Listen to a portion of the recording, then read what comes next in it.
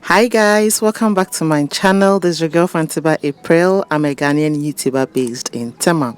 If you're a new subscriber, you are welcome. I do hope you stay. And to my OGs, my returning subscribers, I love you all for your support. God bless you. Please, if you have clicked on this video and seen this pretty beautiful face, don't go. Kindly subscribe to my channel. Support me by subscribing and liking my videos. Share as well. This year will be 2 years on here and I don't even have 500 subscribers to boast of. Kindly help me by subscribing to my channel, okay? I'm trusting God for 1,000 subscribers this year and I can't do it without you. Please help me by clicking on the red button on your screen to subscribe and hit the notification button as well. That's the bell to get notified anytime I upload a video. Don't forget to like my videos as well so that YouTube can recommend it to others. Thank you. Hope you do enjoy today's story time. I never thought this yummy gentleman will ever be my husband. My husband is all I dreamt of. Tall, bald with beard, dark and his muzzles. I call it my peace. Whenever I lay on his chest, everything comes to a standstill. There's peace, nothing to worry about.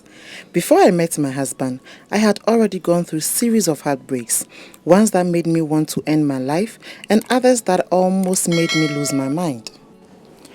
Anytime I entered into a relationship, I tried my possible best to make it work. I had always thought the problem was from me. What didn't I do for all these men? I washed their clothes, cooked for them, cleaned their houses, and even gave them sex as well. I thought doing all these for them made me a wife material, 1,000 yards. I dated this movie star I thought was going to be my husband, not knowing he was a scam.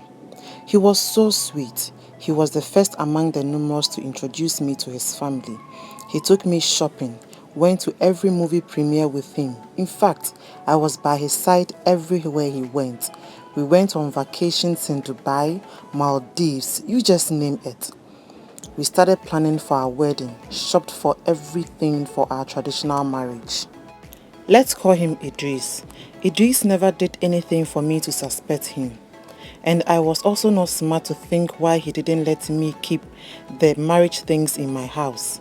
I asked him one day when he was going to see my parents for the knocking, since we have started buying our stuffs. He always told me to take my time and that he wanted us to be set with everything so that as soon as he goes to see my parents, the date will be set for the traditional marriage. Little did I know that Idris had a fiancé abroad and all the things we were buying were for the lady, including the diamond ring we bought in Dubai. Oh my God, I thought I was going to lose my mind. Apparently, anytime the lady sees me in any picture or videos, he told her I was his favorite cousin. The lady and I were of the same stature. I guess that was why he used me to buy the stuffs in the ring. I had lost my mind at this point. I sometimes forget I drove to work. I would leave my car at work and trek all the way from Adabraka to Cantonment. I met my husband during one of these trekking days. I had parked my car at the mall and was walking towards the airport. I was crying barefooted with my hands on my head. People kept looking at me in strange ways. I'm very sure they thought I was at the first stage of madness. I overheard two guys who passed by me saying they were very sure I was going through a broken heart. I wanted to scream yes, yes, yes and tell them the whole story. I turned to look at them as they continued to walk and I screamed on top of my voice, sat on the floor and wept uncontrollably. People started to run. Those who were curious stood by and stared at me. Others also took out their phones to video me for the gram. This was right in front of the 37 military hospital. A lady was bold enough to walk to me and ask what the problem was. I wanted to tell her, but words failed me. She gave me her handkerchief to wipe my tears. It was at the same time this dark-skinned man walked towards me to help the lady help me stand. I noticed how handsome he was, but my inner self told me they were of the same breed, from the same womb, produced with the same sperm. The man asked those videoing with their phones to stop and held me to a nearby bench. After 10 minutes, I was calm enough to talk. I told them the cause of my tears, and this broke the lady down. She also cried with me. This yummy handsome man said nothing. He sat there with his 2 hands in between his thigh. He finally spoke and asked my name. I am Adele, I said. He asked where I live. I said Cantonment, and he offered to drive me home.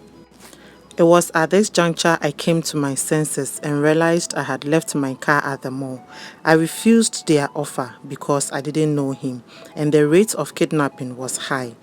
He introduced himself as Nana Boateng and the lady as his twin sister, Nana Boatema. I took a very good look at both of them and they looked alike. The lady was very beautiful. I told them I had left my car at the mall, and Nana Boatema told me not to worry. She told me they were on their way to visit their sick mother at the hospital. I sat in the car and Nana Boateng drove to the hospital. I offered to wait in the car. I slept off few minutes after they had left. This sleep was the best I had had in days, even though it was in a car. And the sleep was short. They came back 30 minutes later and apologized for wasting my time. I told them not to worry. I gave them direction to my house and few minutes later I was home. Nana Boateng took my number and promised to check up on me. The next day, Nana Boatema brought my car. I thanked her and offered her something to drink.